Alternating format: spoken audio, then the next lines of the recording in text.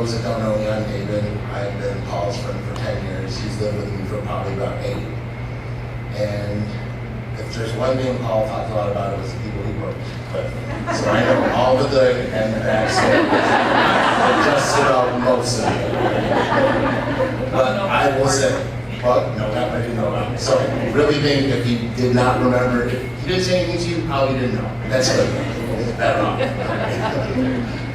But he loved his OCC family with his heart. I don't know if you didn't get an opportunity to have a one-on-one with him, then you missed out, because he really had a big heart. Growing up, he was Catholic growing up, and he wanted to be a priest. And if any of you really know him, you would see that priest person in him coming out. You can bring anything to him, he's there to listen. Yes, you'll get the eyes and this and that. But honestly, his heart was open, and he was there, and he would do anything for anybody, given the chance. I must say, the one story about the baseball, you're right, the softball, he would come, I don't know how a person does this, how do you play softball and end up with an injury? It's a non-contact sport, but somehow he knew how to do that. Bowling, he even had injuries with bowling. I don't know how he did that. But it's the little things about him that I'm going to miss the most, and I'm just glad I've had an opportunity to know him and to know everybody here who he loved and cherished so much. Oh, I can tell you so. Tell you so. One of the things that we did, because we lived together, our rooms were kind of next door to each other, we would text. I mean, how do you text and you're right in the next room? Literally, I could yell and you could hear me. But no, we had to text. Oh, that drove me nuts. And if anybody knew him, you can't call him on the phone, but you can text all you want.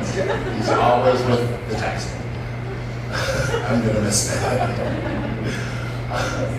I got to know so many people: Marge, Terry, Angie, Teresa. I mean, they used to do Coach as well. You guys used to do your little lunches or your little dinners and stuff, and he'd always invite me, "Watch, come on, come on." I went to a couple of them, and he cherished those dinners. He really looked forward to it. He loved you guys dearly, and my heart is with you guys. Oh God, Corey. Remember meeting Corey a long time ago. It's been a while. Good to see you again. I forget everybody's names. There's just so many things going through my head, but I want to say that he did love this place and loved everybody in it. So God bless you all. Well, I was actually making car story. We were in Kelly's one night, and I had to go home to let the dog out because my husband was golfing or something. So I had to drive Paul's Yankee car, uninspected and unregistered. Here I am driving this Yankees car. I go, I'm definitely going to get pulled over now. And he's like, oh, I have it. It's home. I just haven't put it in yet. The sticker and everything. He was always doing stuff like that too. And then the tinted windows on the cars. He had to have the tinted windows, but he was always getting pulled over, getting a ticket. And he would always complain and complain about it, but don't get rid of the tinted windows. Keep those tinted windows. When I was in the hospital last year, he came up every day to see me, and he stayed with me for hours and nights.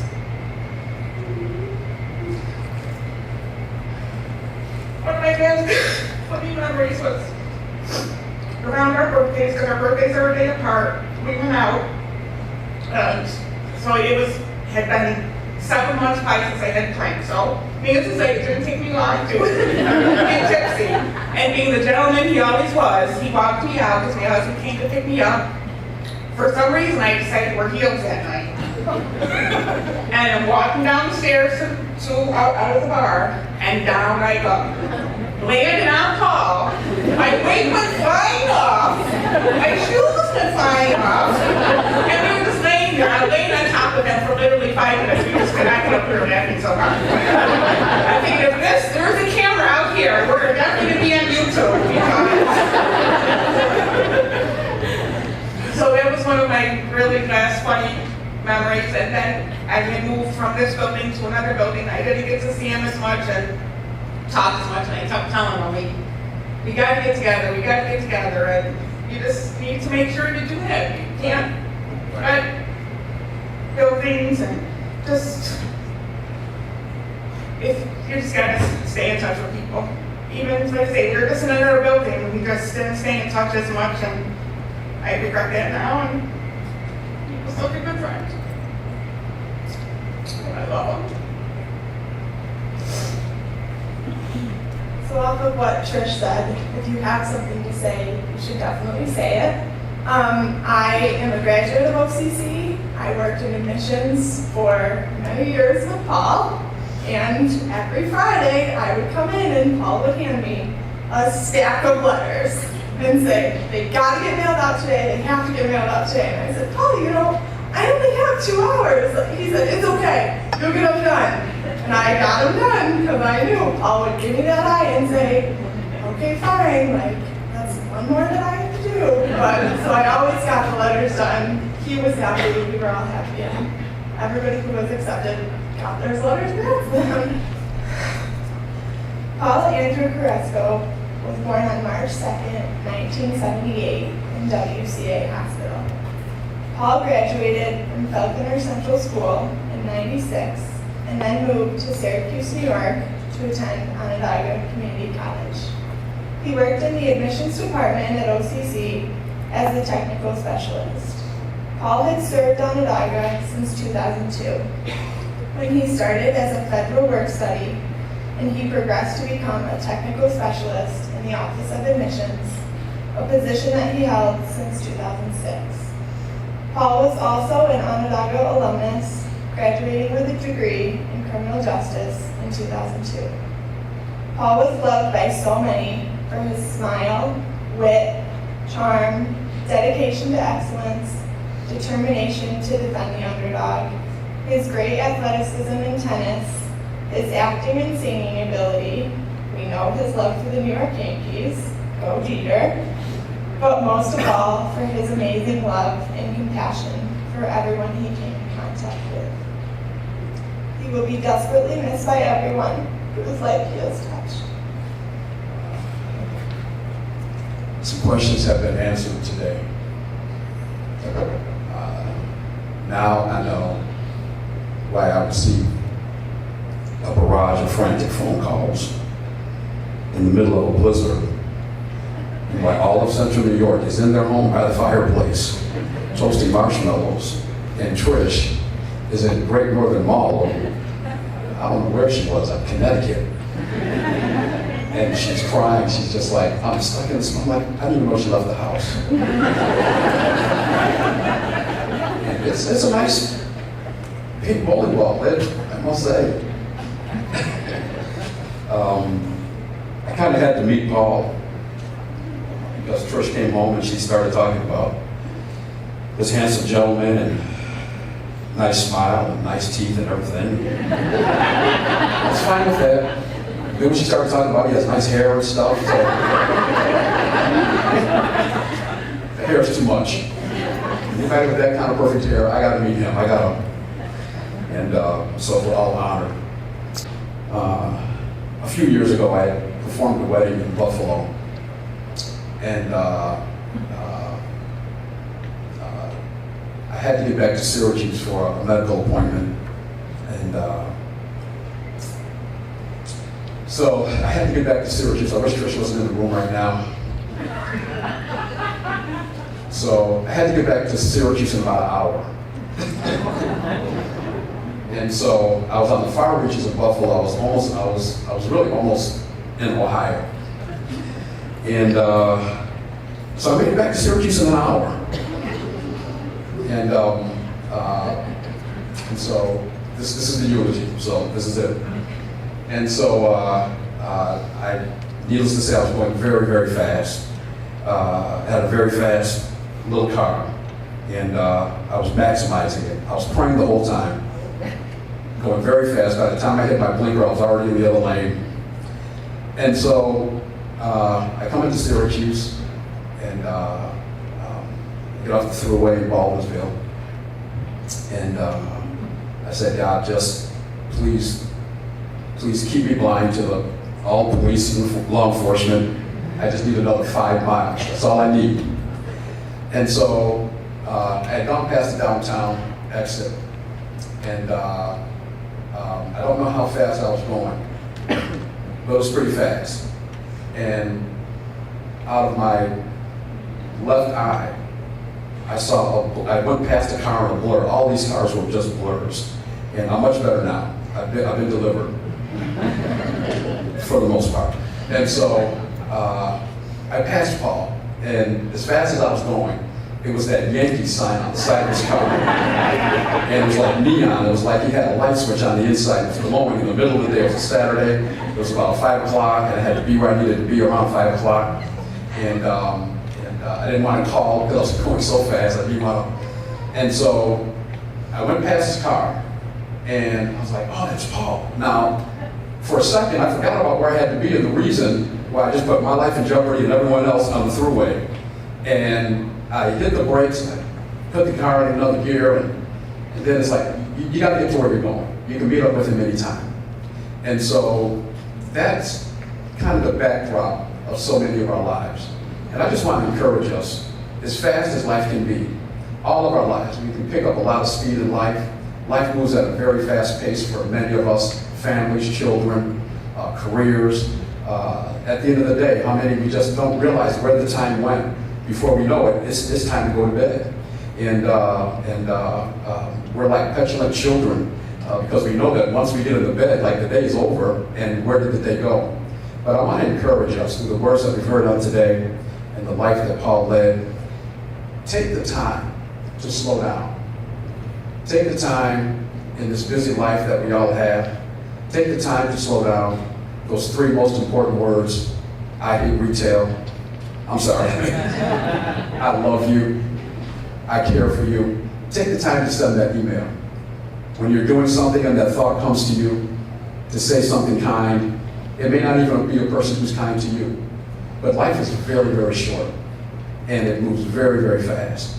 And through the life of Paul, let us take a clue and take a moment, smell the roses if you will. Take the time with someone, get to know them a little better. It's the span of our lives. It takes nothing from us to take a little while to sit down over French fries or soda. I did go out to eat with the crew once. And I'm a pastor, and I almost felt like drinking. I'm like, I'm going to sit here. I got to preach tomorrow. And Paul's like, no, guys, you're good. No, I'm not good. I'm going to be the designated driver here. I never went to another, never went out with you guys again. No, I got a reputation here. But Paul has left a legacy that is far more reaching than his physical presence. Let's embrace him. And one of the greatest gifts that Paul left us is the love of family and friends. Let us take that extra moment. Let us take that extra email, that extra text message, that extra phone call when people are fussing and they're going through their rants and raves. Just take that little extra minute and just listen, but not listen, but listen with intention. Listen with empathy and listen with love, because we don't know when the next time we'll have that opportunity. So Paul encourages all, and I know so many of you are so much closer to him than I was, but even through my wife and what I'm hearing today, I know that I will internalize the life of Paul, and that will always live with me. God bless you. We love you. At this time, Corey's going to come.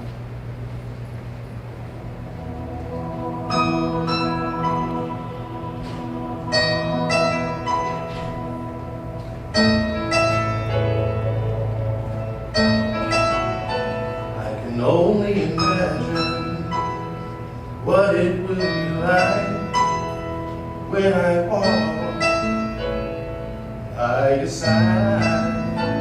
I can only imagine what my eyes will see when your face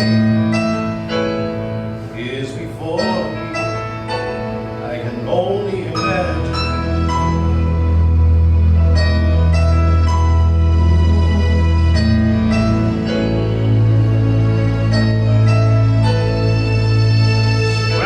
By your glory, what will my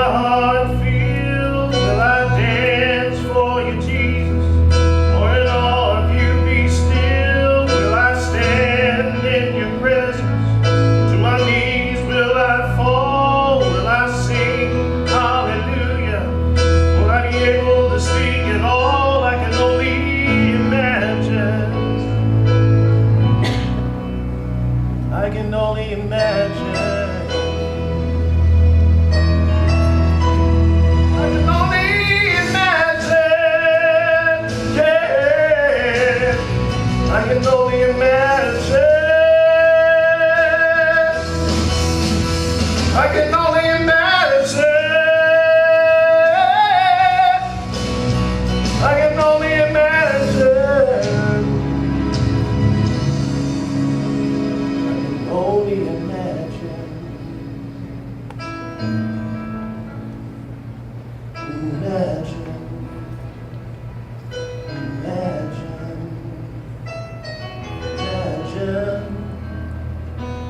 Imagine. Imagine. Imagine. I can only imagine what it will be like when I walk by your side.